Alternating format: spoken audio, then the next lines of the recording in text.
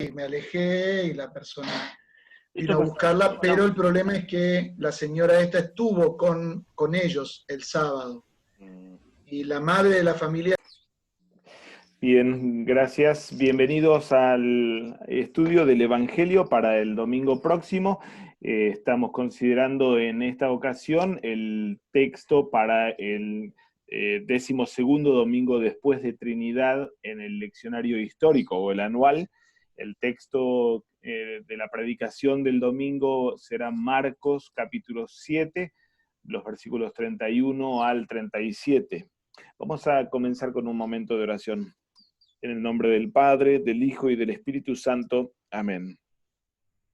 Todopoderoso y misericordioso Dios, solo por medio de tus dones es que tu pueblo creciente puede rendirte un servicio verdadero y loable. Danos tu ayuda constante para que vivamos aquí de acuerdo con tus promesas y finalmente alcancemos la gloria celestial. Por Jesucristo tu Hijo nuestro Señor, que vive y reina contigo y con el Espíritu Santo, siempre un solo Dios, por los siglos de los siglos. Amén. Bien, tenemos en el leccionario histórico una de las interrupciones del recorrido por Lucas en todo este tiempo, en la estación de la Trinidad. Tenemos si mal no recuerdo, dos ocasiones en las que pasamos de Lucas a Mateo y Marcos ahora, y vamos a volver a hacerlo algunos domingos, de aquí a algunos domingos en adelante.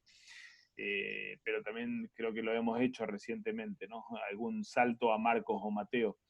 Esta es una de las ocasiones en las que entonces pasamos a este evangelio, el menos considerado en el leccionario histórico, el evangelio de Marcos. Vamos a la traducción del texto, Marcos 7, 31 al 37, entonces la curación del sordo mudo. Caipalin exelzón ecton jorion tiru, y nuevamente Palines, y nuevamente saliendo de las regiones de Tiro. Tiro, recordamos, está contra el mar contra el Mediterráneo. Esto es territorio pagano, no parte de Israel, pero Jesús sigue todavía en territorio pagano. Por lo que indica en lo que queda del versículo 31, él tendía Sidonos, fue pasando por Sidón, dia Sidonos es a través de Sidón. Aquí tenemos justo tres frases preposicionales, dia, eis y aná. A través de Sidón, hacia el mar de Galilea, eisten talas antes Galilayas, anameson tonjorion decapolios, perdón. Anameson, la expresión anameson es una expresión típica o una forma de indicar en el medio de o en medio de, al centro de un lugar podría ser. Es discutido aquí que realmente esto haya sido en el medio de la Decápolis. La Decápolis, recordamos, es una creación griega, antisemita. Del otro lado del río Jordán, la Decápolis fue un grupo de 10 ciudades, de ahí el nombre Decápolis, 10 ciudades griegas, colonias griegas, especialmente para resguardar la cultura greco-romana en ese extremo del mundo antiguo. Allí, entre los bárbaros semitas, los griegos pusieron esta unidad política, Decápolis, para asegurar entonces territorio helénico y no tan salvaje como lo de los semitas. Para los israelitas, obviamente, la Decápolis representa precisamente lo opuesto. Es la cabecera de playa del imperio pagano, al lado o en el medio de del mismo territorio o de la misma tierra prometida, ¿no? Así que Marcos nos ubica entonces en este lugar, en este espacio, todavía, como decíamos, territorio pagano. Pasó a través de Sion hacia el mar de Galilea, pero no para el lado de Israel, de Galilea propiamente, sino a la Decápolis. Caiferu sin auto, y le llevan a él, fero es llevar, traer o transportar algo, le llevan a él o delante de él, cofón kai mogilalon.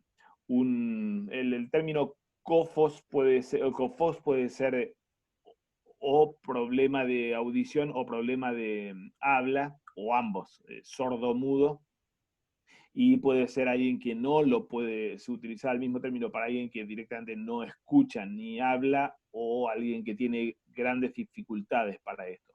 El término siguiente y la forma en la que se describe la curación al final del texto sugiere que se trataba de alguien que hablaba algo, pero con mucha dificultad. El mogilalos viene del laleo, obviamente, de poder formular palabras o articular palabras, pero con mogis. Mogos es dificultad, y mogis es el adjetivo difícil. Así que un sordo mudo o un sordo y alguien a quien le costaba hablar, básicamente sería esto. Cae paracalú sin autón, y le piden, exhortan, paracaleo tenemos aquí, pero puede ser, y este es el sentido, más que de exhortar, de exhortar es como rogar, ¿no es cierto? Y le ruegan a él, gina epice, epitícemi es el verbo que tenemos aquí, aoristo subjuntivo, le piden que imponga autor sobre él tenjeira, o que ponga sobre él la mano, su mano. Versículo 33, tenemos descrito lo que Jesús hace entonces sobre el sordo mudo. Cae apolabómenos, perdón, voy a cerrar aquí el WhatsApp, porque va a estar sonando si no todo el tiempo. Decía que hay apolabómenos, se ve en la pantalla el PowerPoint, ¿no es cierto? Perfecto. Que hay apolabómenos, auton, apotuosclu, cat idian. Apolambano es tomar algo, lo toma a él, o después de tomarlo a él. Apo, más genitivo, es de un lugar hacia afuera, o lejos de tuosclu, lejos de la multitud. Cat idian, a solas. Así que tomándolo a él de entre la gente a solas, evalentus dactilus autu eistaota autu, arrojó o echó o metió. Valo es el verbo que se utiliza aquí, como en otras ocasiones. Cuando Tomás pone la mano dentro de la herida del resucitado, también se utiliza el mismo verbo. Es el verbo para arrojar o echar algo, pero es poner, obviamente. Metió tus dactilus, los dedos suyos, adentro de los oídos de él. Caiptizas, esto es participio aoristo de ptio, escupir. De hecho, el nombre del término, el término es una onomatopeya, ¿no? Es el mismo sonido que se hace al escupir. Y después de, o escupiendo, hepsato, japto es el verbo tocar con la mano. El énfasis aquí es el contacto piel con piel, básicamente. Así que, y escupiendo, tocó, tesgloses autú, tocó su lengua. Kai anablepsa seistonuranon, y levantando la vista al cielo, o mirando hacia arriba, hacia el cielo, anablepo, esto es participio auristo de anablepo, mirar hacia arriba. Stenexan, stenaxen, perdón, stenazo es el verbo, stenos es algo finito, o algo estrecho, o algo difícil, y el verbo stenazo es gemir o suspirar. Honestamente no logré descifrar si el término viene de stenos por ser el sonido que se hace con la boca cerrada, o casi cerrada, o si está ligada con la dificultad. Pero sea como sea, el término que tenemos aquí es stenazo, gemir. y gimió. Así que mirando hacia el cielo, gimió, kailegei, noten el uso del tiempo presente para el verbo lego, cosa que normalmente pasa en Marcos, y le dice a él, éfata, el arameo para el imperativo abrir, joestín, lo cual es, Marcos aquí en la forma normal traduce, usa mucho arameo, pero lo traduce al griego, lo cual es, o lo que es, dianoitheti. Esto es el imperativo aoristo pasivo de dianoigo, abrir algo, sé abierto al oído o a la lengua. Kai euteos e inmediatamente enoige san autuja y acoai se abrieron de él el término acoe que tenemos aquí en singular. Acoe es propiamente el acto de escuchar, aunque también se puede utilizar, como es este el caso, en plural para los órganos de la escucha, ¿no es cierto? Así que son los oídos. Y se le abrieron los oídos, kai elice, esto es lío, el verbo con el que aprendemos siempre a conjugar verbos, soltar, lío, pasivo, auristo pasivo. Y le fue soltado jodesmos, la atadura tesgloses autú de la lengua suya, kai la ley orthos, y empezó a hablar. Esto es imperfecto, no es aoristo, una acción puntual, sino el imperfecto, una acción continuada, y empezó a hablar orthos, rectamente, correctamente, o en forma ortodoxa, si se quiere. De ahí, del mismo término aquí en el adverbio, viene ortodoxa, ¿no?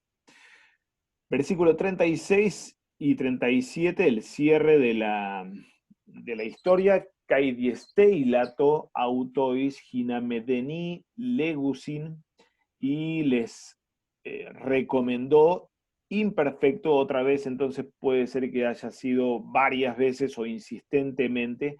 Diastelomai es el verbo, es pedir algo explícitamente o recomendar con énfasis, y les pidió o comenzó a pedirles a ellos. Gina, el Gina es, describe el contenido del pedido, medení legosin, que no le digan a nadie. Joson de, pero el de este es adversativo con bastante fuerza, pero cuanto autois diesteleto, cuanto les pedía a él, o tanto cuanto les pedía a él, autoi malon, ellos todavía más perisóteron ekerison, todavía más lo estaban predicando. Perdón, lo predicaban, sí, lo predicaban o lo proclamaban. Querizo es el verbo, querizo, imperfecto.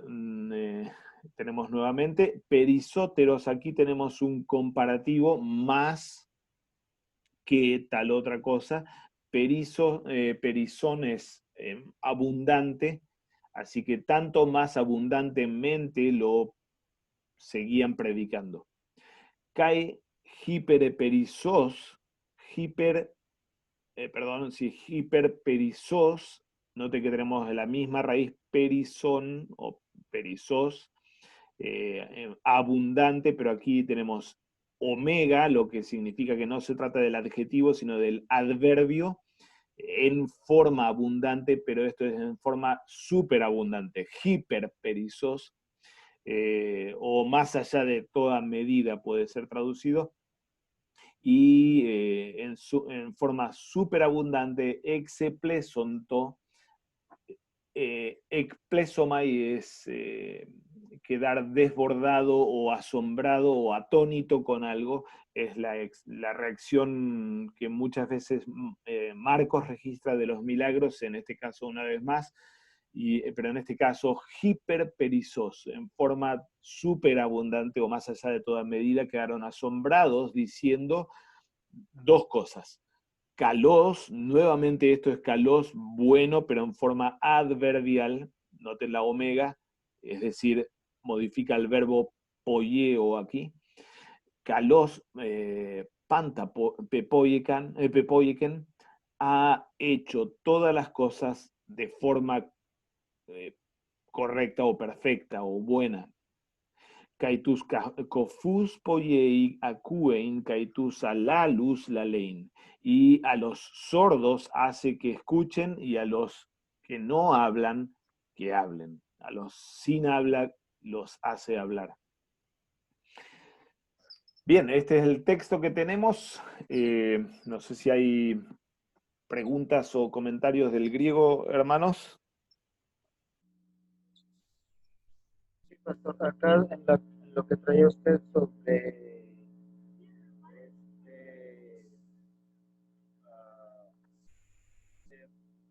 mogilalos, es este verbo de la dificultad para hablar que mencionaba hace rato.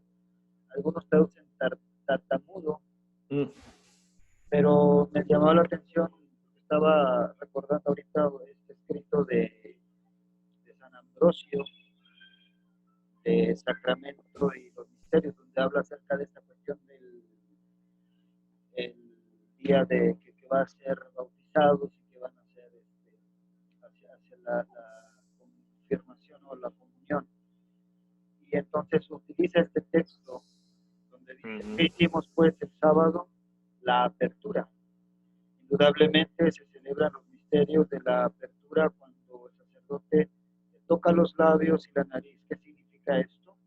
En el Evangelio, nuestro Señor Jesucristo, cuando le fue presentado un sordomudo, le tocó los oídos y la boca. Los oídos porque era sordo, la boca porque era mudo. Él dice directamente que era mudo y utiliza este verbo o esta doble traducción que existe acá de éfeta. Entonces, él menciona en esta cuestión que era mudo, y ahorita que está usted leyendo esta parte, creo que es más la interpretación que hace también el mismo texto, ¿no? Donde dice, hace a los que no pueden hablar, los hace hablar.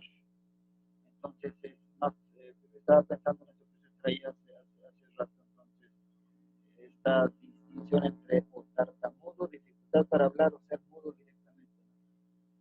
Sí, es bastante posible por estos indicios en el texto el uso de mogilalos o lo mismo el hecho que no solamente habla en el versículo 37, el efecto de la curación no solamente es que él empieza la lein a hablar, sino que la lein orthos habla correctamente o habla en forma apropiada.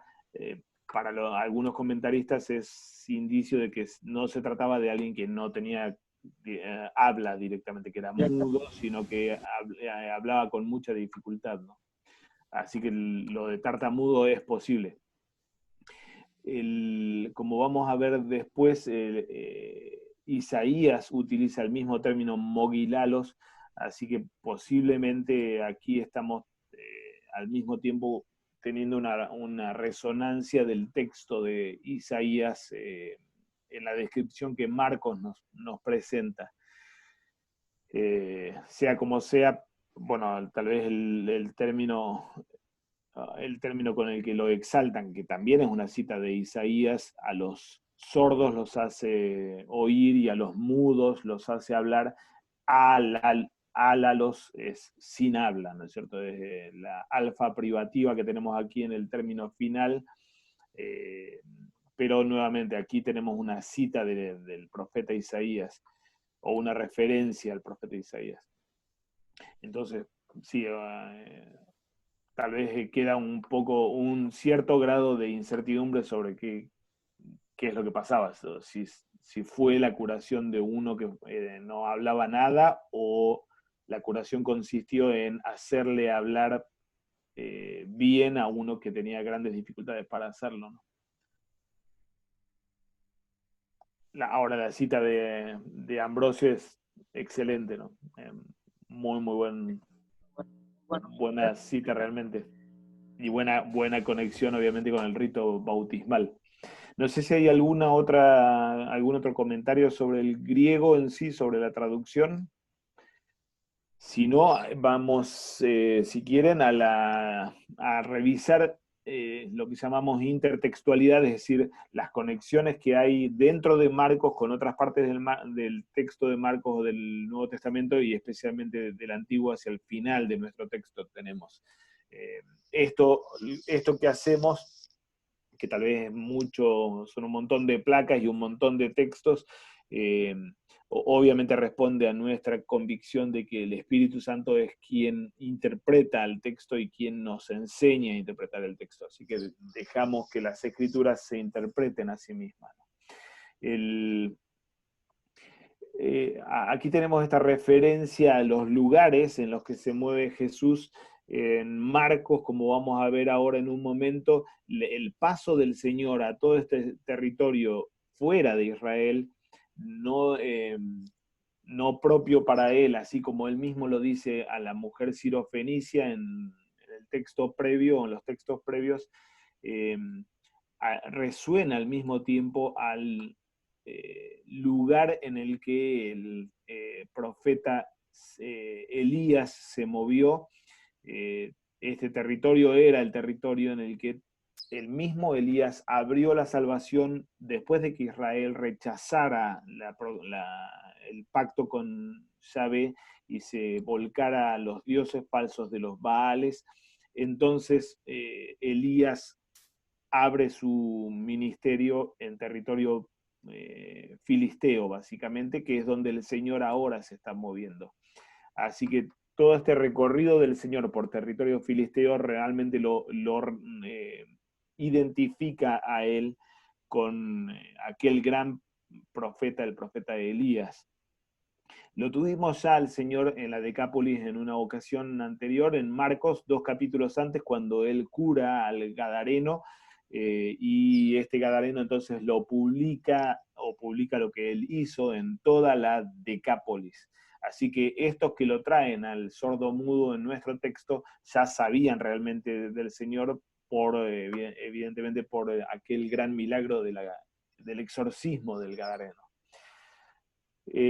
Sí me parece que vale la pena concentrarse en nuestro texto, en lo que evidentemente Marcos pone el ojo y pone un gran énfasis, que es en todas las maniobras que el Señor hace para la curación de este sordo mudo. Ha sido objeto de un poco de escándalo para algunos el hecho que el Señor aquí haga tantas maniobras para poder curar al enfermo. Obviamente no es signo de incapacidad o impotencia de parte del Señor, y mucho menos de la práctica de magia, como algunos lo toman. Esto ha sido justamente el hecho de que haga toda una serie de pasos y procesos y de contactos, como los que vemos en nuestro texto. Fue motivo de escándalo para muchos, justamente porque les resonaba a las prácticas mágicas y a textos mágicos. Y en el mundo liberal, especialmente en la exégesis liberal moderna, se toma esto justamente como base para decir: nunca sucedió este milagro, o este Jesús actuaba en realidad no como Dios que era, sino como Dios que lo hacen los cristianos, sino como un hechicero más. Entonces, depende qué intérprete moderno aprovecha esto para sacar agua para su molino, ¿no es cierto? Ya sea para decir que Marcos está tomando en realidad de un texto de hechicería esta historia y se la atribuye a Jesús, o que Jesús realmente actuaba como una especie de hechicero, solamente que después la iglesia lo divinizó, lo exaltó, ¿no es cierto? Por supuesto, por lo menos una gran blasfemia todo eso, ¿no es cierto? Pero sí es notable, y Marcos pone este gran énfasis en todos los pasos que el Señor da y que marcan especialmente algo muy de tacto, de contacto piel con piel del Señor con este enfermo y de lo énfasis que él pone en el modo en el que él cura. Marcos, aquí tenemos varios textos de Marcos en los que se habla de lo que pidieron, que imponga las manos o que ponga las manos sobre ellos. Jesús mismo lo hizo con aquellos que curaba, Marcos 6, y no pudo hacer así ningún milagro, salvo que sanó a unos pocos enfermos poniendo sobre ellos las manos. Luego, Marcos 8, entonces tomando la mano del ciego, le sacó fuera de la aldea y escupiendo en sus ojos, le puso las manos encima y le preguntó si veía algo. Él mirando dijo, veo a los hombres como árboles, pero los veo que andan. Luego le puso otra vez las manos sobre los ojos y le hizo que mirase, y fue restablecido y vio de lejos claramente todo.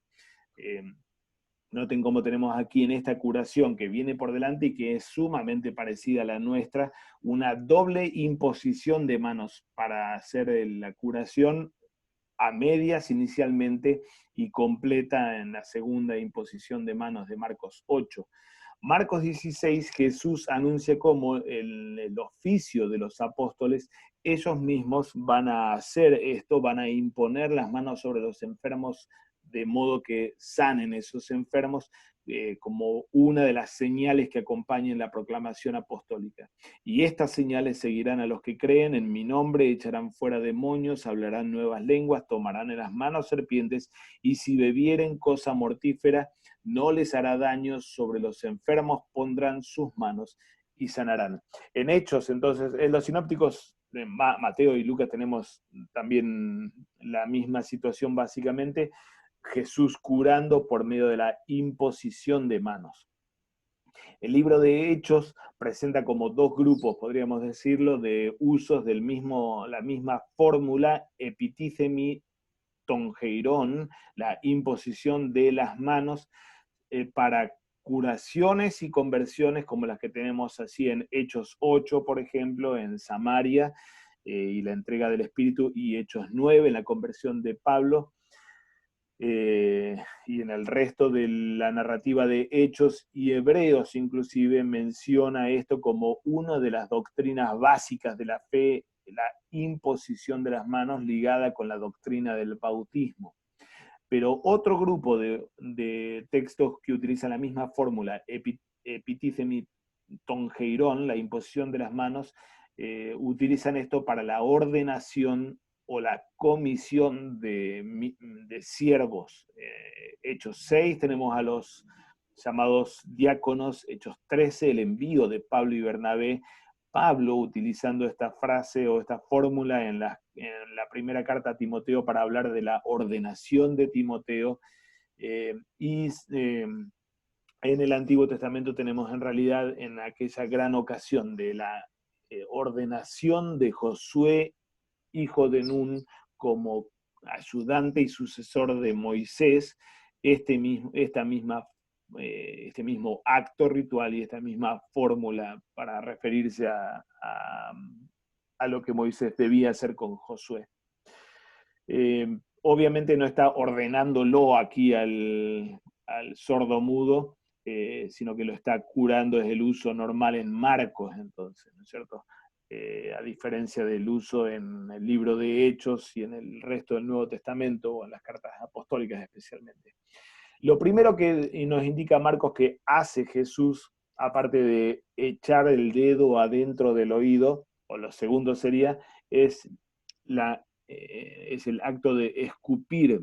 Lo mismo tenemos en ese otro milagro paralelo, muy similar de Marcos 8, tomando de la mano del ciego, lo sacó fuera y escupiendo en sus ojos, le puso las manos encima.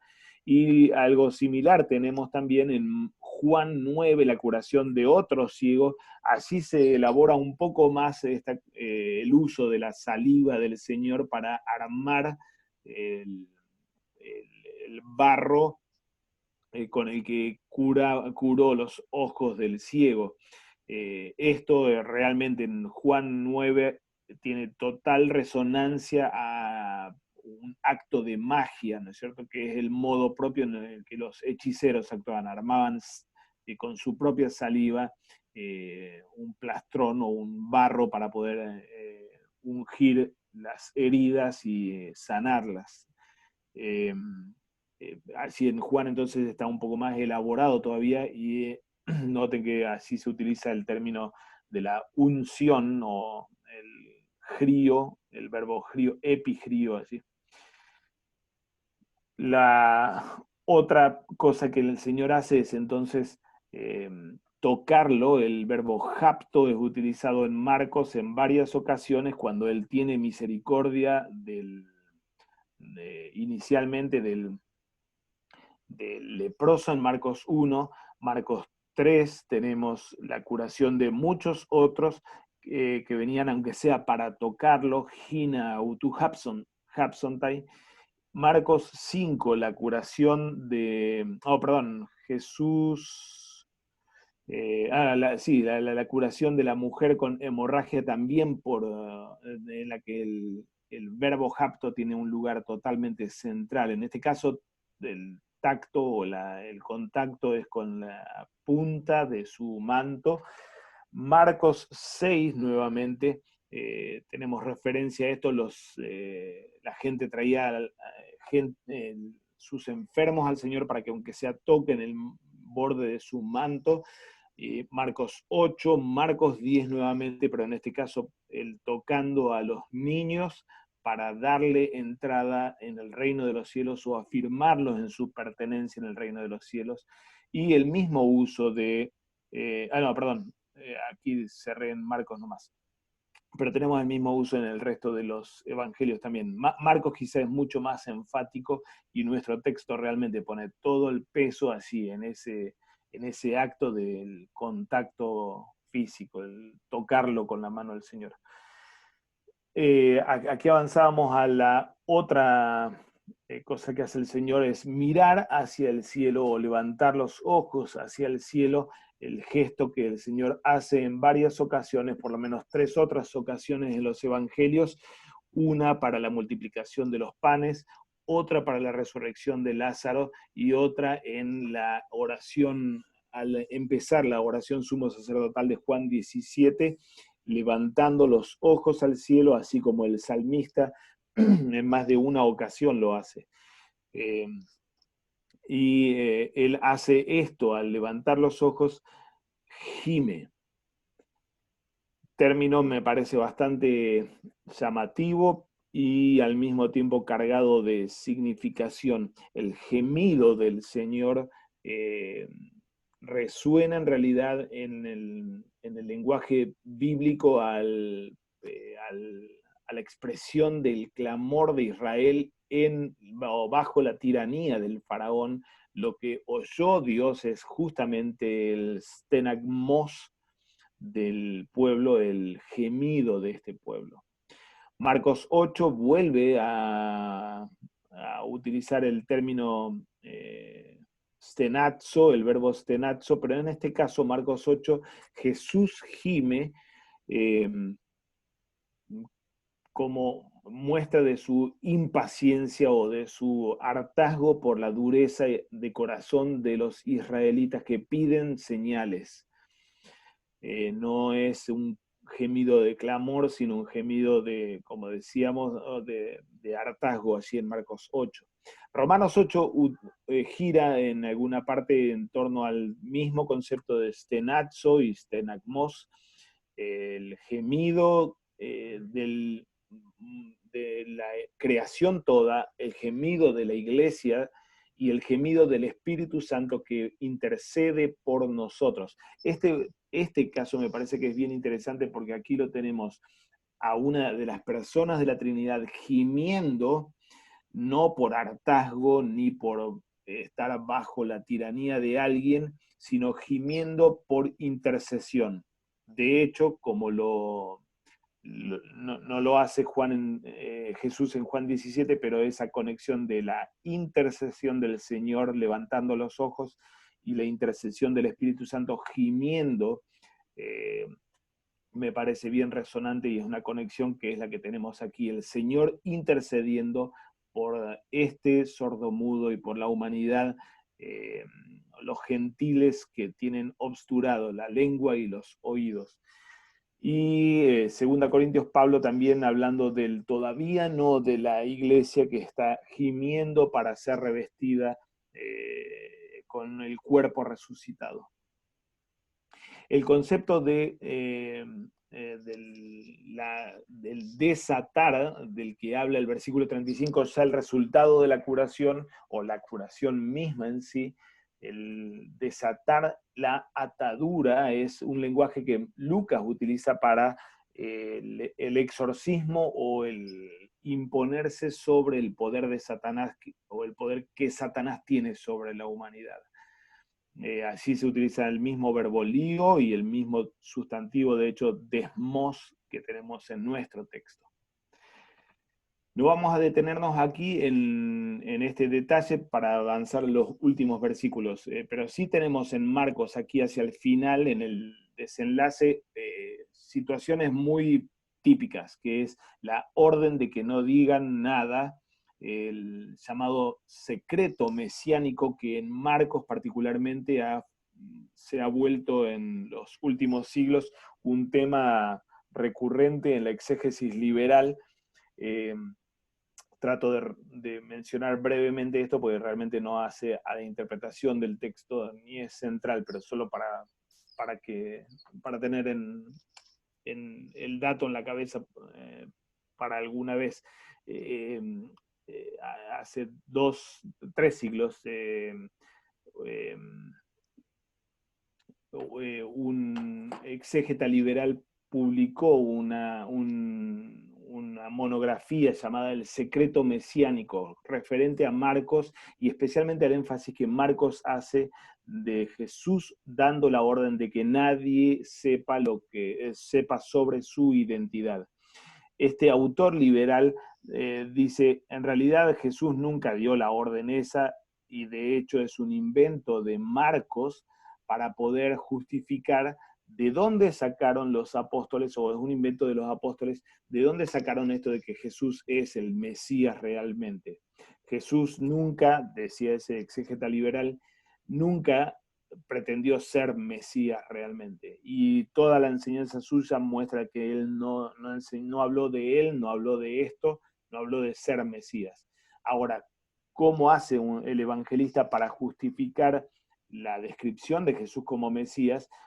Lo hace por medio de ese artilugio o ese instrumento del llamado secreto mesiánico, que es que en realidad Jesús sí creía ser Mesías, según Marcos, nadie sabía que era Mesías, pero Marcos inventa esto entonces, que eso Jesús lo guardó en secreto y pidió que sea guardado en secreto. Entonces, aunque él nunca pretendió ni dijo ser Mesías, después los apóstoles salen con esa novedad de que él era el Mesías y justifican ese cambio de blanco a negro precisamente por el artilugio del secreto mesiánico. Esto, como digo, obviamente, como casi todo en la interpretación liberal, una verdadera blasfemia y sin sustento textual ni histórico. Pero sí, así como ha sido una comida para muchos, toda esa cuestión del secreto mesiánico en Marcos, realmente marca igualmente el énfasis que Marcos pone en esto. El Señor una y otra vez pidiendo silencio con respecto a su identidad hasta que Él resucite de entre los muertos, o hasta que suceda la muerte y resurrección, donde por primera vez un humano, el centurión, lo confiesa como tiene que ser confesado, verdaderamente eres hijo de Dios, y donde él manda entonces a los apóstoles a predicarlo a todas las naciones. Marcos 9, allí ese texto es una clave real en el texto para entender por qué lo del secreto mesiánico. No es un artilugio de Marcos, sino que realmente el Señor esperaba a la hora en la que Él muriera y resucitara para que sea publicado su identidad o su obra realmente, ¿no? Ahora, así como es típico en Marcos la orden del silencio, es típico en Marcos la desobediencia a esa orden. Lo tenemos en varias ocasiones, así en Marcos 1 es una de las instancias en las que tanto más entonces empezaron a predicarlo. Y la otra reacción de la gente, la que marca el comienzo del versículo 37, nuevamente es un dato recurrente o un elemento recurrente en la reacción o en el desenlace de las historias de este evangelio, la gente asombrándose en forma desmedida o en una forma en gran medida, perizos, como tenemos en el Marcos 10, pero noten cómo Marcos 1 y Marcos 11 tienen este dato bien interesante, que es que el objeto o el motivo del asombro de la gente es su enseñanza. Cosa que no aparece en nuestro texto, pero sí, entonces nuestro texto recurre nuevamente a ese elemento narrativo típico en Marcos del asombro con el que reacciona la gente. Y sí tenemos, me parece es bien significativo, las dos frases que dice la gente en su asombro en el versículo 37, kalos pantapepoyeken, resonando a Génesis 1, el veredicto que Yahvé mismo, o que Elohim mismo emite sobre su propia creación, vio que tapanta José de Poyesen Kaidu Kalai Lian, vio todas las cosas que había hecho y aquí eran muy buenas. El mismo lenguaje está resonando aquí en el veredicto de los paganos de la Decápolis. Lo describen a conciencia o inconsciencia como Yahvé mismo describió su obra. Daniel. Beto, una pregunta que tengo es, Sí, sí. sé que es especulación. Obviamente, según mi forma de ver, es que, bueno, es igual cuando, por ejemplo, cuando Juan el Bautista, los discípulos de él le preguntaron, mira, ¿tú eres el que había de venir o debemos esperar otro? Y Jesús habló de los milagros, citando Isaías. Ahora, yo veo eso como una señal del Mesías, sin lugar a duda, pero en su opinión, la gente que estaba tan asombrada a estas alturas, ¿vieron a Jesús como el Mesías o solamente un hacedor de milagros? ¿Qué opinas tú? En inglés, a penny for your thoughts. O bueno, un peso. O bueno, ¿qué tal? Un escocés por tu pensamiento. Más te vale, más te vale. Cuando se termine la cuarentena, más te vale un escocés a cambio. Yo te debo como 2, 3 botellas. Bueno, creo en un principio narratológico o de análisis narratológico que es atarse al texto, okay, o ajustarse a lo que el texto nos hace ver. Y el texto nos hace ver en esta primera reacción o en esta primera confesión con respecto a este Jesús que es causa de su asombro, una resonancia con el Creador mismo. Okay. El que está acá es nada menos que el Creador restaurando la creación o volviendo a hacer la cosa bien hecha o todo bien hecho, como el Creador lo ha hecho. Esa es la primera frase, pero la segunda frase es realmente una resonancia a las dos profecías de Isaías, 29, 18 y 35, 4 al 6. Isaías decía, en aquel tiempo los sordos oirán las palabras del libro y los ojos de los ciegos verán en medio de la oscuridad y de las tinieblas. Esa profecía particularmente anuncia la apertura del yavismo o de la religión de Yahvé a las naciones paganas, que es justamente el caso de lo que tenemos aquí en Marcos 7. Y Isaías 35 también anunciando lo que viene por delante, decid a los corazones apocados, a los de corazón apocado, esforzaos, no temáis, he aquí que vuestro Dios viene con retribución, con pago, Dios mismo vendrá y os salvará. Entonces los ojos de los ciegos serán abiertos y los oídos de los sordos se abrirán. Entonces el cojo saltará como un ciervo y cantará la lengua del mudo, el mogilalos, aquí tenemos, porque aguas serán cavadas en el desierto y torrentes en la soledad. Si bien el profeta anuncia que Dios mismo lo hará, entonces seguimos en la misma línea que la primera frase, está conectando la cita aquí o la alusión en la segunda frase de la gente en la Decápolis, están conectando el milagro con la profecía de Isaías en la que Dios mismo es quien está viniendo a ellos, de todos modos en la expectativa de Israel, esto sucedería en el tiempo del Mesías. Okay. Lo que obviamente, como bien hacemos como cristianos, no ponemos uno contra el otro, sino para sorpresa de la razón humana, Dios fue el Mesías, o Cristo es Dios mismo, ¿no? Así que me parece que si uno se ata a lo que el texto mismo nos deja ver, ellos lo confiesan aquí como el creador, el Dios anunciado por Isaías que vendría a liberar o restaurar la creación en el fin de los tiempos, y de acuerdo con la expectativa mesiánica, esto sucedería cuando, o mejor dicho, todo esto se vería cuando el Mesías actúe.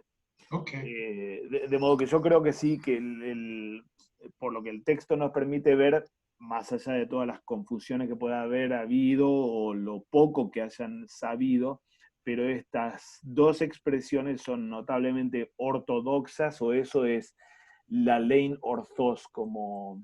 Pero los que están asombrados son gentiles, ¿verdad? Son gentiles, de todos modos son gentiles de la Decápolis. Sí, Y los gentiles de las Decápolis realmente no eran ignorantes de las escrituras o de la esperanza mesiánica. No pertenecían a Israel, pero eran obviamente, estaban naturalizados con qué esperaba Israel, ¿no es cierto? Ok, muy bien, gracias. Un escocés entonces. Ok, ya.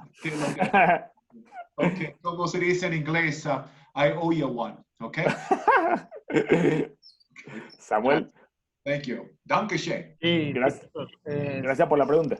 estoy pensando en este recorrido que se hace, también nos coloca en un recorrido en el credo, en nuestro credo, como aquel creador, este Dios creador del cual hablaba usted hace un momento, que hace su intervención con todo este evento de ponerse, vamos a decirlo así, en el momento del día sexto, ¿no? Donde está tomando el barro en sus manos y utilizando este contacto, ¿no? Contacto directo con la creación y con su criatura más preciada, y a la vez de su mismo aliento, este soplo, ahora acá habla de saliva, eh, pero a la vez este contacto que tiene a través de de Dios revelado en carne, ahora que es Cristo, este segundo artículo del credo que tenemos, nuestro Redentor que viene a volver otra vez o a reincorporar a esta criatura preciada en aquella gracia de la cual había caído, para volverlo otra vez, que cae de la gracia a la desgracia y vuelve otra vez a reincorporarlo, que no oye, este sordo, que no habla, muerto como los huesos secos de Ezequiel, o como todo nuestra ¿cómo se dice? Que estamos cautivos, ¿cómo se dice? Albedrío cautivo del pecado, cautivo de no tener este contacto con el Creador, esta comunión que se pierde.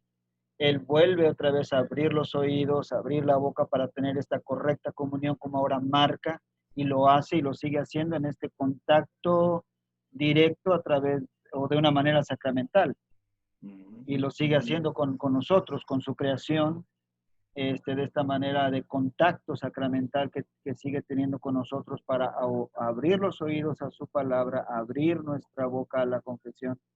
Entonces es toda esta parte que vuelve otra vez a este momento y evento de la creación, en cual nuestro Dios no termina con nosotros todavía, ¿no? Y sigue saliéndonos al encuentro, ahora en este texto, nuevamente a nosotros, que nos sigue saliendo al encuentro, ¿no? Nuevamente nosotros sordos y mudos, ¿no? Tal cual, tal cual. Es fascinante realmente todo el énfasis en lo corporal que tiene este texto, ¿no es cierto? Que me parece que es justamente el motivo de escándalo a lo largo de la historia de la interpretación bíblica, especialmente por la influencia que el neoplatonismo tuvo en la iglesia de Occidente y especialmente en el liberalismo o el mundo reformado, ¿no es cierto? Pensar a Dios tocando y siendo tocable o siendo palpable, o Dios actuando de formas tan tangibles, especialmente como lo está haciendo aquí, para nosotros luteranos me parece que es una gran oportunidad y un gran indicio del modo en el que Dios actúa. Pasar del primer artículo al segundo artículo no es dejar atrás el primer artículo. Este Cristo que viene a servirnos y que lo hace de esta forma no es el Dios de Marción, un Dios que se opone al Dios del Antiguo Testamento, sino que es definitivamente el Dios del Antiguo Testamento que toquetea y que mete el dedo adentro de los oídos y pone su propio producto de la boca adentro de la nuestra, y de esa forma Él sana o de esa forma da vida, ¿no es cierto? Totalmente tangible, o un realismo totalmente creacional, ¿no es cierto? O encarnado.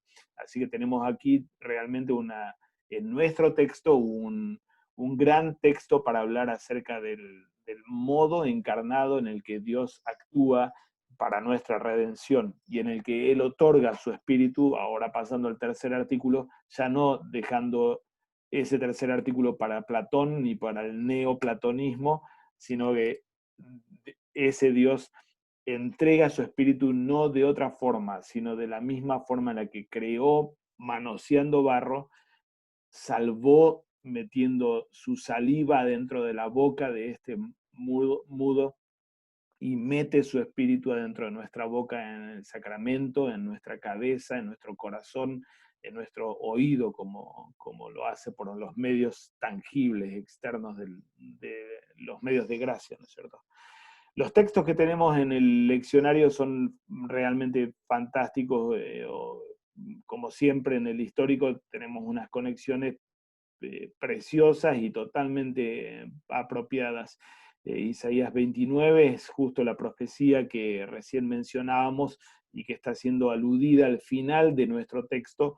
Salmo 146 celebra la liberación de los extranjeros y de los pobres, de los ciegos y de los que están caídos, y especialmente Romanos 10 tenemos el gran texto paulino en el que se habla acerca de la apertura de la ACOE, de la escucha del Evangelio por medio de la voz que salió a resonar en todo el mundo, en la alusión o en la cita, mejor dicho, perdón, que Pablo hace así a Isaías. Su voz salió por todo el mundo, llegó a todos los rincones, de modo que la posibilidad de que un corazón incrédulo crea fue abierto precisamente porque los oídos están escuchando la proclamación del Evangelio. Así que apertura del oído para escuchar el Evangelio a fin de que el corazón crea y la boca confiese, la lengua sea desatada para confesar en forma ortodoxa o en forma apropiada y no siga confesando dioses falsos, está pasando o siendo anticipado justamente en nuestro milagro. Marcos 7 y Romanos 10 son una combinación espectacular realmente, ¿no es cierto?, lo que el leccionario está haciendo. Algunos comentarios narrativos breves y rápidos para pasar a lo siguiente. Estamos ubicados en la segunda gran sección dentro del Evangelio de Marcos. Marcos tiene esta secuencia básicamente de Juan el Bautista, de predicación, conflicto y muerte, a la que le sigue el mismo Señor que viene detrás de Juan el Bautista también. Cuando Juan entra en conflicto y riesgo, Jesús larga su predicación y avanza por los mismos eslabones de predicación, conflicto y muerte, como el mismo Bautista, pero inaugura el cuarto eslabón, totalmente inusual y nuevo. Juan no lo había inaugurado, sí, el Mesías resucitando. Y los discípulos van no detrás de Juan, van detrás del resucitado. Esta es como una lógica fundamental en la narrativa de Marcos y que estructura nuestro evangelio, y en la que tenemos esta especie de repetición también de acciones mesiánicas que abren confesión de este Cristo. En Pedro, en el centurión y en las mujeres, signo de pregunta, así termina nuestro evangelio, las mujeres con el encargo de ir y decir, pero ellas huyendo y no dicen nada porque tenían miedo. Marcos 16, 8, donde posiblemente terminó el evangelio inicialmente. En toda esta secuencia tenemos entonces, estamos ubicados en el segundo gran bloque y es parte del conflicto de Marcos realmente. Este Jesús que se va afuera de Israel es un Jesús que se va afuera de Israel por el conflicto con Israel, abriendo entonces o inaugurando la apertura del reino a las naciones, a los gentiles. Lo que tenemos en esta sección, especialmente 6, 7, 8, es todas estas primeras escenas de conflicto en territorio judío que abren entonces el paso al mundo gentil, la curación de la hija de la Sirofenicia y la curación de nuestro sordo mudo y la multiplicación de panes en territorio pagano. Y finalmente el retorno a territorio judío ya para avanzar hacia la muerte o hacia el desenlace del conflicto. Este paso por territorio pagano está enmarcado en el gran conflicto que Marcos nos presenta sobre Jesús como Mesías de Israel y el pueblo de Israel. La apertura al mundo, así como pasa con Pablo y los apóstoles en el libro de Hechos, la apertura al mundo habla al mismo tiempo de conflicto y cierre de situación con Israel o una situación de sumo conflicto con Israel. Un comentarista llamado Countryman, él ha publicado un artículo que es más o menos como conocido sobre la estructura de toda esta sección, en la que hay un claro contraste entre lo que pasa en este primer ciclo en territorio israelita versus lo que pasa en territorio gentil. No, perdón, al revés. En territorio gentil. No, está bien. Los números están mal. 5.000 es del lado del primer ciclo y 4.000 del lado del segundo ciclo. Aquí yo me equivoqué con el dato. Lo que tenemos aquí en este contraste entre lo que pasa en el mundo judío y lo que pasa en el mundo gentil es casi a propósito desde un punto de vista narrativo para exponer la apertura de la salvación al mundo, pero al mismo tiempo aumentar la culpa sobre un Israel que cuando los gentiles lo aceptan y lo están abrazando, Israel mismo lo está repudiando y rechazando. Nuestro texto es parte de esa escena de apertura de la salvación al mundo. Al mismo tiempo, me parece que aquí hay una cosa bien singular en términos o resonando fuertemente a la vida sacramental de la Iglesia o la apertura de la salvación al mundo. La historia de la Sirofenicia es esta historia liminar o borderline el Mesías allí afuera, llegando a ese mundo con una proclamación inusitada y abriendo esa salvación a donde hasta ahora era impensable, como lo vimos en la historia de la Ciro-Fenicia, así como pasó con la proclamación y predicación de los apóstoles. A esta historia, que uno podría decir fue fuertemente evangelística, le sigue nuestra historia bautismal, totalmente bautismal en sus connotaciones, para dar paso a una historia con connotaciones eucarísticas. Es la misma secuencia de la historia de la evangelización del mundo. Ciro-Fenicia casi resonando a la predicación evangelista, el sordo mudo resonando al rito que da ingreso en la iglesia a quienes no pertenecían a la iglesia, y la multiplicación de panes para 4.000 como tipología o como anticipo del gran banquete de la Eucaristía, ¿no? Evangelismo, bautismo y Santa Cena, siendo manifestado aquí en la historia del ministerio del Señor en el mundo pagano. O dicho de otra forma, la apertura del reino por los medios propios de justificación o de gracia que el Señor abrió a nosotros.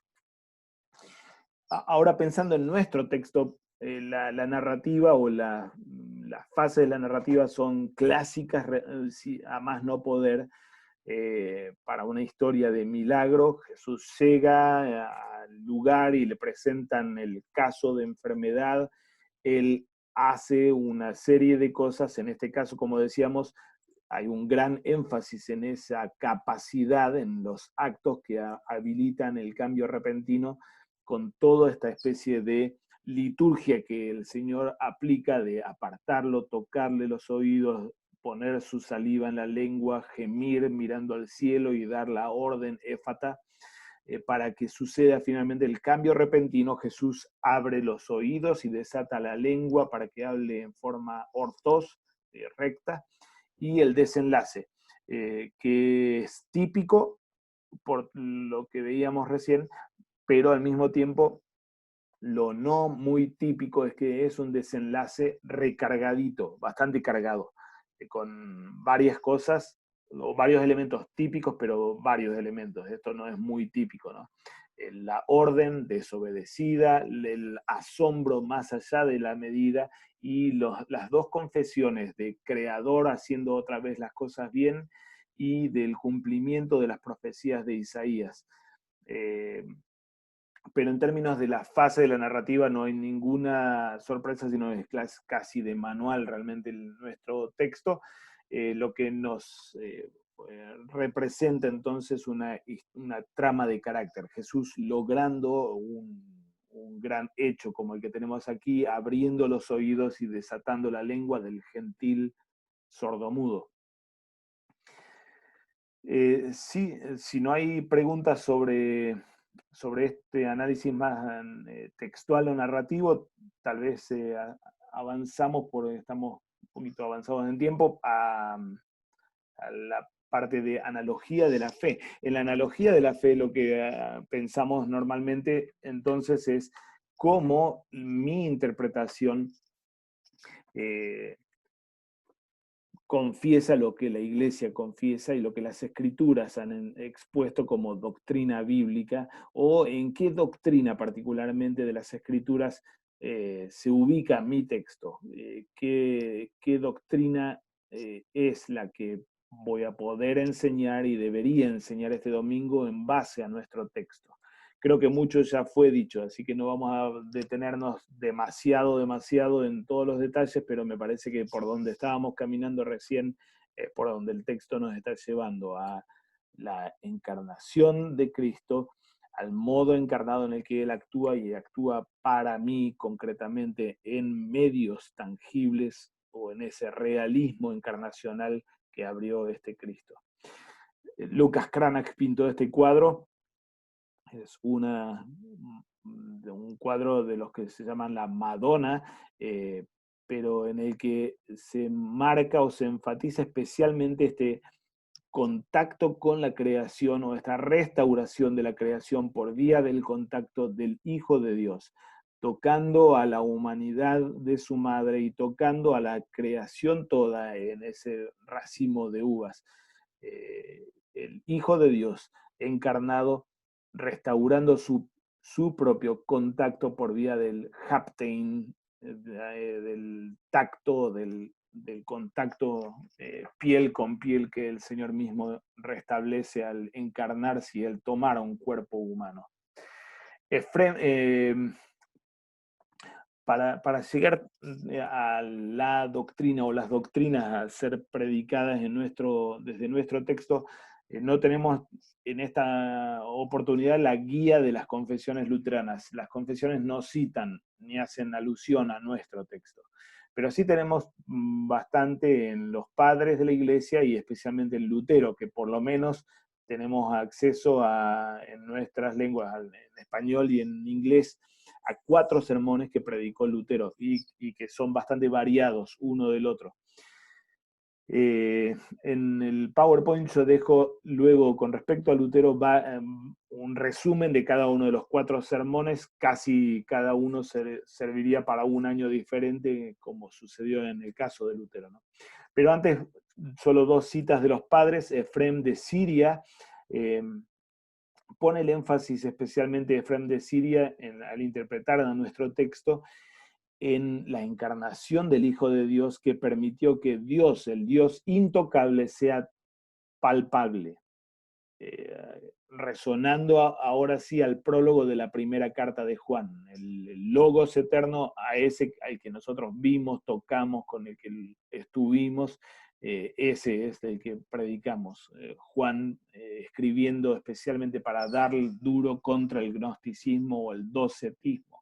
Efrem de Siria, en la misma línea encarnacional, realmente celebra esto y pone ese énfasis. Aquí lo vemos a un Dios eterno, inmenso, pero con dedos que tocan y dedos que permiten que toquemos al Dios intocable o al Dios de otra forma inaccesible. Ambrosio de Milán tiene esta referencia a nuestro texto que leía Samuel hace un momento, al comienzo de su libro o de su tratado sobre los misterios o sobre los sacramentos. Así abre en realidad Ambrosio de Milán ese libro sobre los sacramentos, y es en realidad una catequesis, lo que se llamaba catequesis mistagógica, es decir, la catequesis posterior al bautismo y la Santa Cena ya habían sido bautizados y ahora entonces el obispo enseñaba el sentido de lo que había pasado en el bautismo. Así él hace referencia a la apertura. ¿Qué pasó el sábado? Pasó la apertura. Y explica el trasfondo bíblico en Marcos 7 que tiene esa llamada apertura. ¿A qué llama apertura?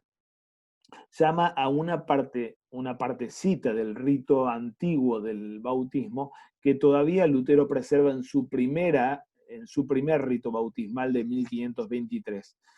Lutero preserva casi todos los ritos antiguos en ese primer ritual de bautismo. Luego elimina especialmente todas las partes que se habían vuelto superstición en la iglesia medieval, pero que llamativamente o justamente estaban ligadas con todo lo corporal. Noten cómo así en negritas están los ojos, frente, pecho, boca, oídos, nariz, pecho nuevamente, la cabeza, la túnica y la vela no es del cuerpo, pero sí todas estas son órganos y partes de nuestro cuerpo que eran involucrados en el bautismo.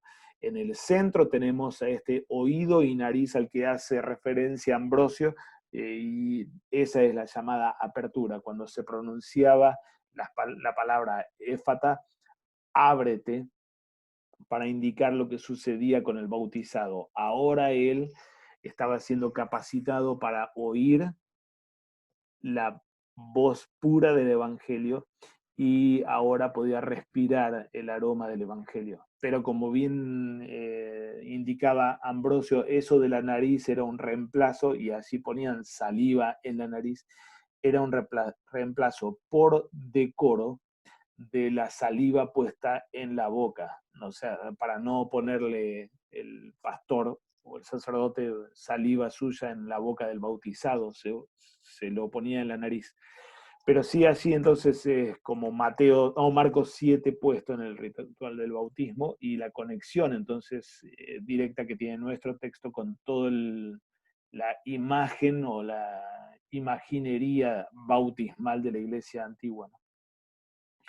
Hoy día no tenemos todo esto en el ritual nuestro, no lo practicamos, pero sí me parece que es una beta bien rica e importante quizá para recordar desde un punto de vista histórico, y para también elaborar en el sermón sobre nuestro texto desde una perspectiva bautismal, si es que queremos concentrarnos por esa vía, que sería fantástico realmente. Oído abierto y boca desatada o lengua desatada en el bautismo habla mucho, porque es ahí el bautizado el que recibe la verdadera doctrina en el credo, y el que es capaz de a partir de ahora confesarlo. Esto pasaba en el rito y sigue pasando en el rito bautismal. Y tiene, me parece, una relevancia bien, bien interesante, especialmente para cómo se lee apropiadamente las Escrituras, o cómo se escucha apropiadamente las Escrituras. Eso no pasa fuera del bautismo, solamente pasa entre los bautizados.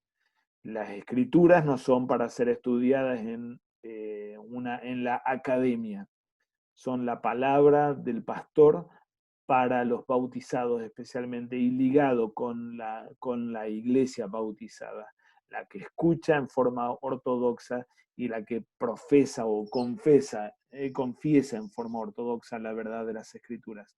Solamente así es posible una lectura propia de las Escrituras.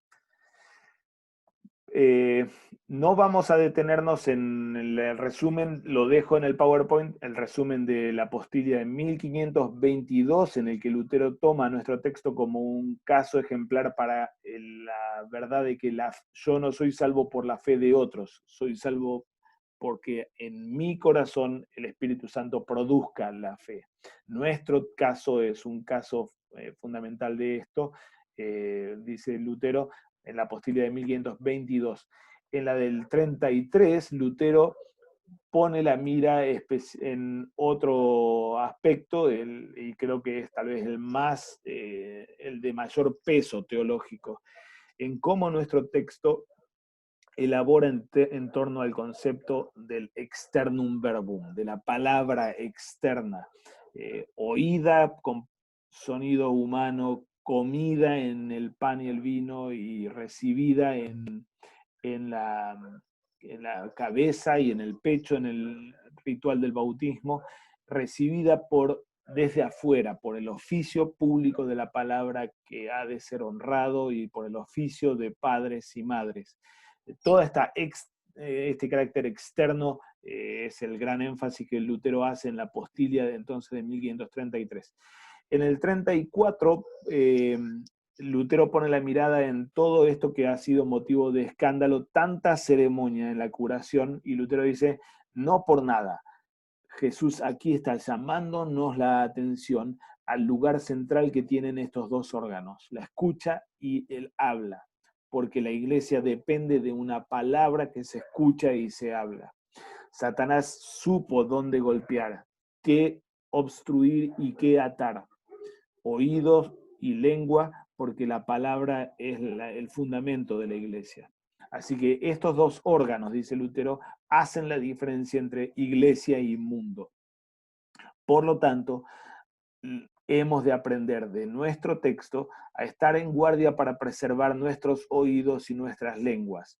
No sea cosa que, después de haber recibido la purificación de la escucha y la purificación de las lenguas, nos volvamos a la herejía. Esta es la gran advertencia que levanta Lutero allí en 1534 en base a nuestro texto. El sermón es realmente fascinante o fantástico también. Y 1538 pasa a otro tema totalmente diferente. Evidentemente había un problema grave de avaricia y avaricia entre los campesinos, especialmente. Creo que justo cuando habíamos hablado de la pandemia, algún texto de Lutero mencionaba esto, cómo se aprovechaban los campesinos de la epidemia para ganar más plata con la venta de sus frutos. Lutero golpea este vicio de la avaricia y dice, esa avaricia está ligada con la incapacidad que nosotros como creyentes tenemos para escuchar las promesas de Dios de que nos va a sostener, de que nos provee. Entonces tiene estos pasajes tan casi simpáticos diciendo, si tuviéramos la fe suficiente, cuando vemos al cerdo, a los cerdos en la chacra nuestra, escucharíamos lo que nos están diciendo, que dice, vengo de parte de Dios para traerte las salchichas y la panceta.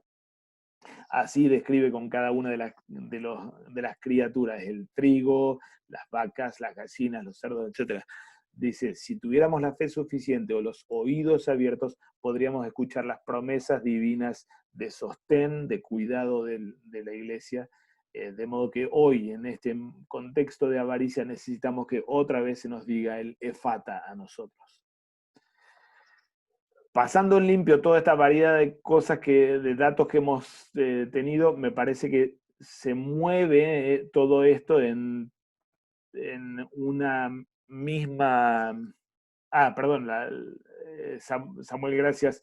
La panceta es el tocino, sí. El lenguaje argentino.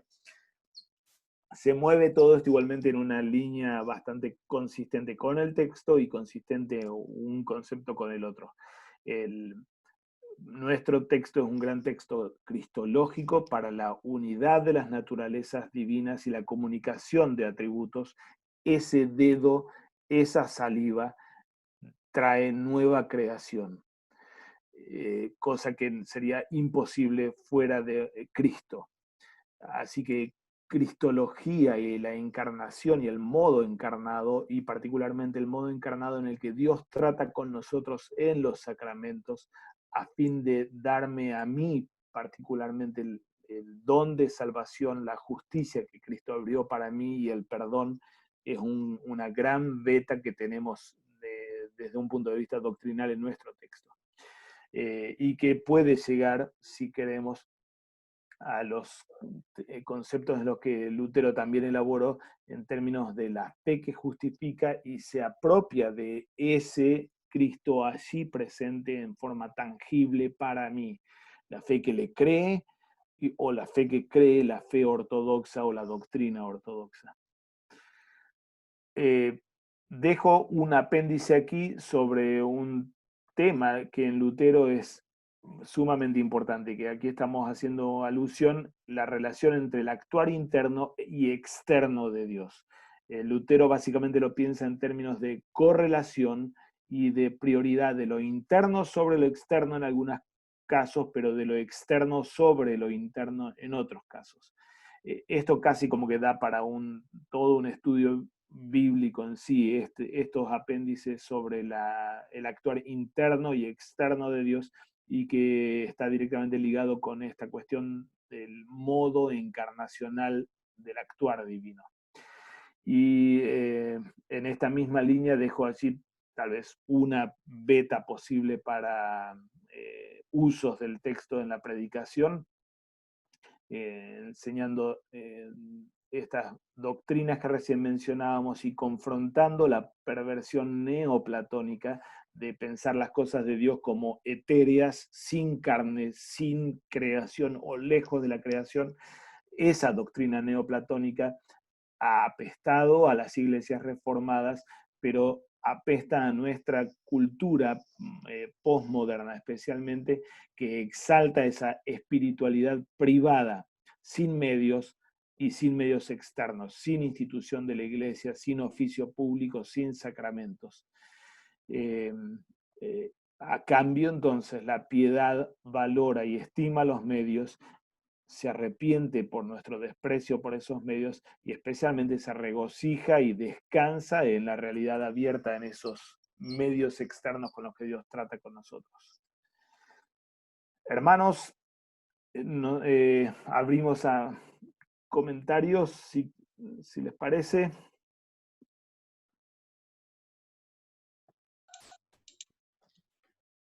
Creo que un buen recurso para el Evangelio, más allá de si este era tartamudo o si era mudo, que bueno, básicamente o no hablaba o hablaba mal y finalmente termina hablando, es como se puede conectar, ¿no?, con Isaías 53 y como Cordero fue llevado al matadero y no abrió la boca, y Cristo es el que se enmudece, el que hace oídos sordos a las tentaciones de bajarse de la cruz y se enmudece a sí mismo en favor de nosotros que no podíamos hablar rectamente o ni siquiera podíamos hablar.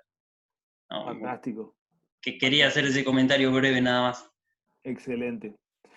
Como Cristo absorbe nuestra propia incapacidad de habla y nuestra propia mudez para a cambio abrirnos el habla, ¿no? Y el habla propia, ¿no?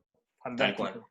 Excelente. Yo estaba también trabajando ahí después de mandar al profesor un mensaje de WhatsApp para que me mande el sermón de 1533, porque en internet encontré el de 1534, pero sí había encontrado una cita del sermón de Lutero de 1533, pero no tengo todo el sermón, entonces no puedo saber si la cita es correcta, ¿no? Ahora, creo que lo que traía Samuel y lo que traía Beto, creo que es importante de alguna manera de expresarlo en el sermón, y es el de no espiritualizar y seguir el milagro, ¿no? Y seguir el mismo camino de olvidar el primer artículo del credo, ¿no? Dios sigue sanando, sigue abriéndolo, sigue haciendo a través de la iglesia, del trabajo de los padres, de las vocaciones y todo lo demás, porque creo que también hemos en el pasado pecado. Estaba repasando sermones, después de tantos años uno tiene muchos sermones sobre los textos, ¿no? Y recién hace como 7 años empecé a hablar más del cuerpo en relación a este milagro. Antes era solo bautismo, la fe, ¿no es cierto? Y olvidando toda la parte del cuerpo. Y creo que es realmente una pérdida. Sí, eso. sí. De hecho, es una pérdida y es, como decíamos recién, me parece que varios factores nos mueven fuertemente a ese modo de espiritualidad o ese modo de pensar la vida espiritual o la relación con Dios, incluso los que no somos calvinistas. Nuestra cultura nos empuja una y otra vez a eso, y quizá todo el individualismo que nos caracteriza hoy día y que nos viene muy bien, o que satisface tanto la carne, nos propone justamente pensar en eso, en esa forma de espiritualidad sin carne, sin el Cristo encarnado, sin el Cristo sacramentado para nosotros, porque todo eso es muerte para mi ego y para mi placer realmente, ¿no es cierto? Por más consolador que sea, pero sin dudas que a mi carne le conviene pensar en una espiritualidad desencarnada, ¿no? Pero al mismo tiempo pensando en lo que el texto hace, sí, es una gran pérdida del texto cuando uno lo desencarna a lo que está pasando acá, ¿no es cierto?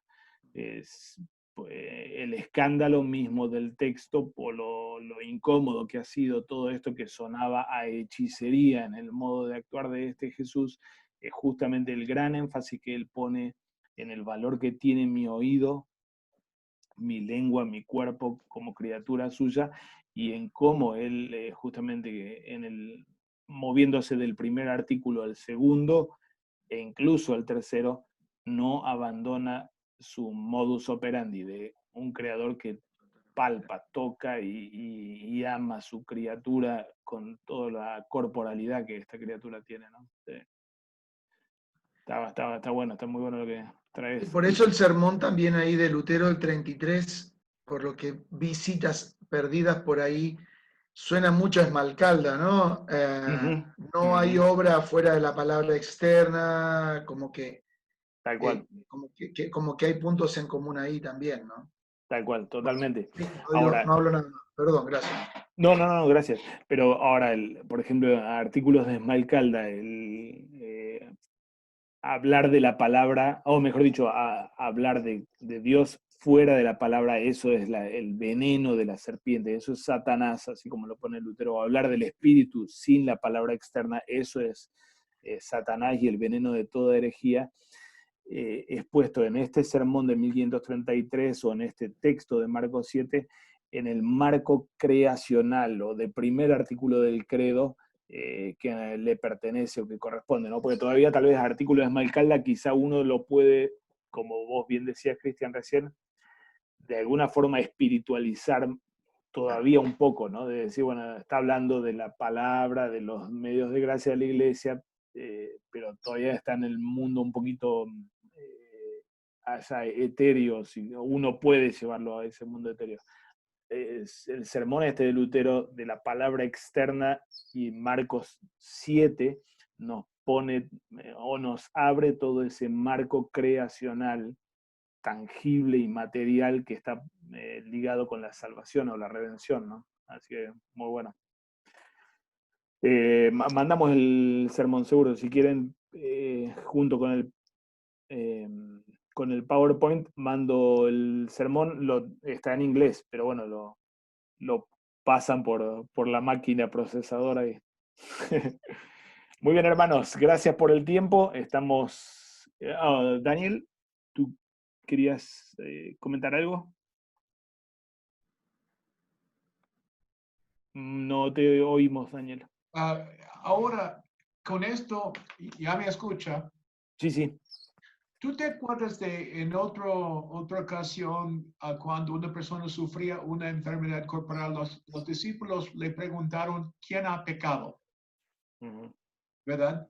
No sé de nada de este relato hoy, pero había una creencia común y solo me pregunto si la gente sorda muda en el tiempo de Jesús tenían que vivir apartada del pueblo, casi como los leprosos. ¿Cómo veían esa enfermedad en aquel entonces? No me consta que haya habido algún tipo de reglamentación similar a la del leproso, ¿no? El leproso sí estaba ligado con el contagio activo, con la capacidad de contagiar a otro, ¿no? Sí. O de contaminar a otro. No era ese el riesgo, entonces no había un aislamiento social ritual, pero sí sabemos por la historia del trato de la humanidad hacia un lisiado o una persona con discapacidad, sabemos y tal vez nosotros mismos de nuestra infancia o sabemos de nuestros padres cómo se trataba a una persona con discapacidad, ¿no? Un punto interesante en general es que en los Estados Unidos la iglesia luterana de Missouri estaba muy comprometido con el ministerio entre los sordomudos, con Detroit School of the Deaf, que ya no funciona, pero un amigo mío que trabaja con los sordomudos, hay una iglesia en Chicago, había Ephatha, ¿ok? Qué era el nombre de la iglesia, entonces sí, es impresionante el ministerio y ese tipo que ya está en China, David Bush es muy buen pastor entre los sordomudos. Entonces me alegra ver el ministerio que tenemos como iglesia para con los sordomudos porque una estadística es el grupo menos evangelizado en el mundo, ¿verdad? Wow, impresionante. Brasil también, la iglesia nuestra de Brasil ha trabajado mucho, ha desarrollado mucho el trabajo, el ministerio con los sordomudos, ¿no? Qué bueno. Sí, muy lindo. Ahora, alguien que ha explorado el tema de la historia del trato hacia los discapacitados y hizo un trabajo muy bueno es Jacques Proust III, Okay. Yo lo he escuchado en Brasil alguna vez presentando una ponencia sobre la historia del maltrato hacia los discapacitados y el aislamiento del discapacitado. Fascinante o terrible lo que él mostraba allí, pero fascinante también, ¿no? Entonces, si bien no había una legislación o un cuidado por una cuestión de contagio o pérdida de la santidad mía por culpa del otro, en el caso de un sordomudo, pero obviamente estaba fuera de la normalidad, entre comillas. Cuando yo era misionero en Venezuela, trabajando bajo Rodolfo Blanc como vicario, ¿tú conoces San Félix, Puerto Ordaz, Venezuela? Bueno, de todas maneras teníamos un joven allá que tendría unos 19, 20 años y él era sordo completo. Usted hubiera podido disparar una pistola a su lado y no hubiera podido escuchar. Wow. Pues era de una familia muy pobre. Entonces, lo que pasó es que la Guardia Nacional pasó por el barrio y vieron a él con una carretilla y le gritaron alto. Y por supuesto, siguió su rumbo porque no había escuchado nada. Entonces, ellos se bajaron y le pegaron y estuvieron haciéndole preguntas. Mira, tú estás bajo arresto porque no estás haciendo caso ni nada y todo. Y alguien se corrió la voz y menos mal su hermano menor llegó y dijo, mira, ¿qué están haciendo? No, él ha robado la carretilla, más no hace caso a nosotros, él queda bajo arresto. No, es mi hermano, la carretilla pertenece a mi familia y él no te contesta porque es sordo mudo. Y le dieron un empujón y siguieron su rumbo sin pedir disculpas. Y lamentablemente ese mismo joven tenía que aguantar otros que caminaba furtivamente tras él tirándole piedras. Porque no, entonces es algo que me da tristeza. Eso pasó hace 1981 y jamás voy a olvidarlo, pero menos mal que tengamos un ministerio entre los sordomudos, ¿verdad? Es así. Y el Señor lo inaugura aquí, ¿no? Sí, sí. Hermanos, gracias por su tiempo y la participación también. Oramos para que el Señor desate la lengua y abra los oídos el domingo también, así el milagro del Señor sigue sucediendo. Y que no olvide la botella de escocés que tengo esperándote, ¿ok? Y hablando de ministerio a los sordos, mi señora probablemente diría que tiene un ministerio con un sordo. Pero no lo logra curar. Gracias. Un abrazo, hermanos. Gracias. Chao, chao. Gracias, Beto. Gracias. Gracias a ustedes.